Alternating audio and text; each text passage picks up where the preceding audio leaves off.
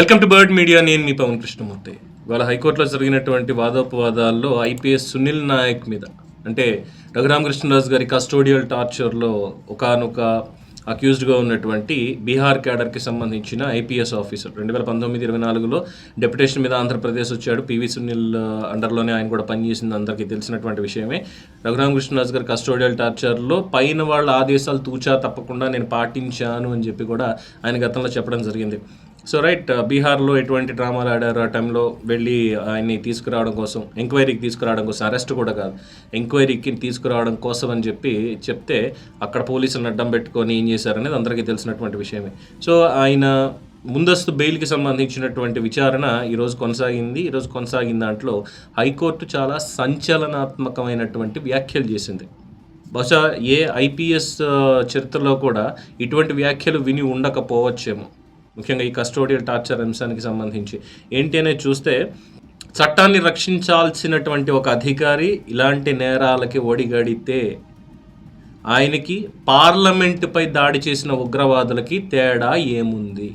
Custodial టార్చర్కి సంబంధించి బాధ్యతాయుతమైనటువంటి ఒక IPS పదవిలో ఉన్నటువంటి వ్యక్తి, ఒక ప్రజాప్రతినిధిని, ఒక పార్లమెంటేరియన్ని కస్టడీలోకి తీసుకెళ్ళి కొడితే పార్లమెంటు పైన దాడి చేసిన ఉగ్రవాదులకి ఎంపీ మీద దాష్టీకం చేసినటువంటి ఐపీఎస్ ఆఫీసర్కి తేడా ఏముంది? ఇది హైకోర్టు న్యాయమూర్తి చేసినటువంటి చాలా ఘాటు వ్యాఖ్యలు.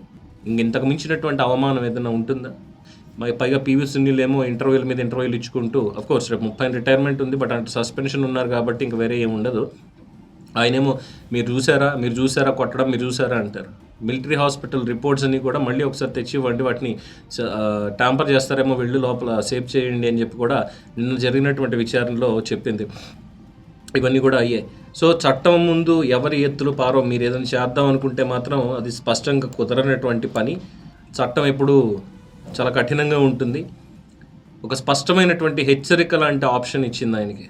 ఎప్పుడు సరెండర్ అవుతారో చెప్పండి ముందు. ఇంకా మాట్లాడితే మీరు సరెండర్ అయి తీరాల్సిందే. అంటే ఏదో సాఫ్ట్గా చెప్పినట్టుగా ఉన్నప్పటికీ ఎప్పుడు సరెండర్ అవుతారో చెప్పండి నేను అడిగినప్పటికీ, లేదు బాబు మీరు ఎప్పుడు సరెండర్ అవుతారో కాదు, మీరు సరెండర్ అయి తీరాల్సిందే అని స్పష్టం చేస్తే, దానికి సంబంధించి సునీల్ నాయక్ తరఫు న్యాయవాది ఆ తీవ్రతను పట్టించుకున్నారు.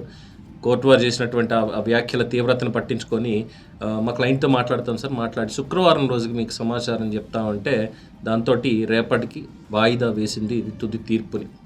సో సరెండర్ అవ్వాల్సిందా, లేదంటే వాదనలు వినిపించాల్సింది? ఎవరు వినిపించాలి? సునీల్ నాయకే రావాలి.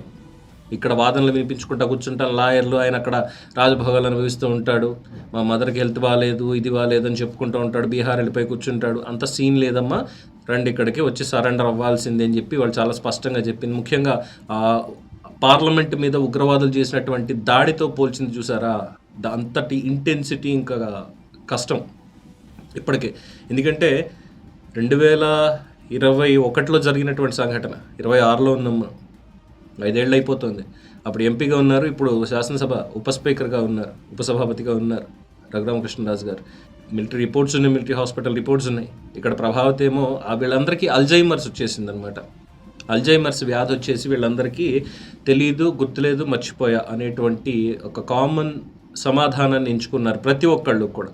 ఆ తులసిబాబు అనేటువంటి వ్యక్తి కావచ్చు, లేదంటే మిగతా ఉన్నటువంటి వాళ్ళు కావచ్చు, ప్రతి ఒక్కరూ ఇదే రకమైనటువంటి మాట తీరు అంతా కూడా. ఇది మరి ఎవరి కళ్ళల్లో ఆనందం చూడడం కోసం వాట్సాప్ కాల్లోనో లేదంటే ఇంకొక వీడియో కాల్లోనో చూపించారో తెలియనటువంటి పరిస్థితి. సో మొత్తానికి రేపటికి వాయిదా వేశారు. ఇదే ఇవాళ సంచలనాత్మకమైనటువంటి ఇంకొక వార్త. దీని మీద మీ అభిప్రాయం తెలియచేయండి. చూస్తూనే ఉండండి ది బర్డ్ మీడియా. ఈ వీడియో మీకు నచ్చినట్లయితే లైక్ చేయండి, షేర్ చేయండి, సబ్స్క్రైబ్ చేయండి. మరిన్ని అప్డేట్ల కోసం మా వాట్సాప్ ఛానల్ను ఫాలో చేయండి.